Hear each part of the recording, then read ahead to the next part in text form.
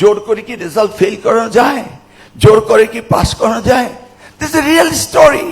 আমাদের স্কুলগুলোতে শিক্ষক নেই, আমাদের দেশে টার্মোয়েল চলেছে, করোনার পরে পড়ালেখা ডিস্টার্ব হয়েছে, তারপরে যে রেজাল্ট করেছে, to me it is a good result, but I am facing too many difficulties.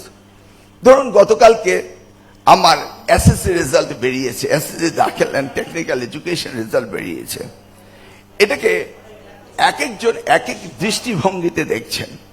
আজকে যদি পত্রিকা হেডলাইন গুলো দেখতে পান, তাহলে অ্যাকসেপ্ট দ্য নিউ এজ পত্রিকা আমার মনে হয় প্রপারলি তারা বিষয়টাকে তুলতে পারেনি। রেজাল্ট ড্রপ করেছে, গত 19 বছরের মধ্যে সবচেয়ে বেশি ড্রপ করেছে।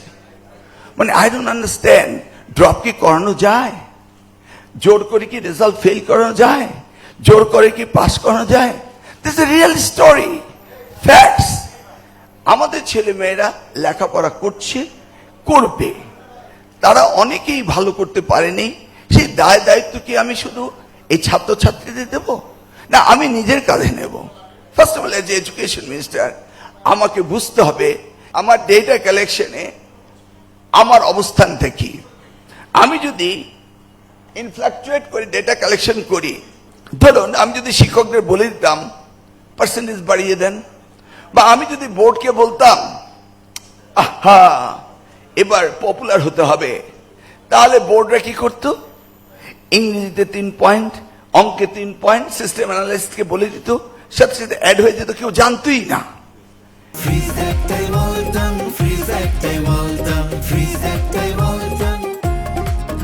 That's how it was functioning.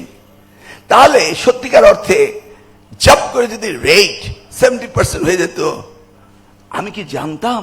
Would I know what was the real data? আমার স্টুডেন্টরা কি করছে? আমাকে তো রিয়েল ডেটা জানতে হবে, তাদের স্ট্যান্ডার্ড জানতে হবে, তাদের কোয়ালিটি জানতে হবে, আমার ডিফেক্ট জানতে হবে, আমি কোন জায়গায় অ্যাড্রেস করবো এটা আমাকে জানতে হবে।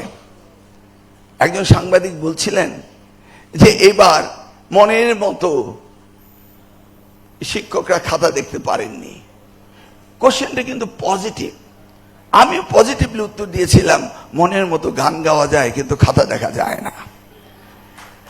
আমি কিন্তু একটি পজিটিভ প্রশ্নের উত্তর পজিটিভলি দিয়েছি, but it was portrait in different way, in negative way, but that should not be. আমি বলেছি এবারে রেজাল্ট ভালো হয়েছে, বিকজ আমাদের স্কুলগুলোতে শিক্ষক নেই, আমাদের দেশে টার্মোয়েল চলেছে, করোনার পরে পড়ালেখা ডিস্টার্ব হয়েছে, ক্লাসরুম এডুকেশন গুলো ঠিক মতো হয়নি, সব মিলিয়ে তারপরে যে রেজাল্ট করেছে, to me it is a good result.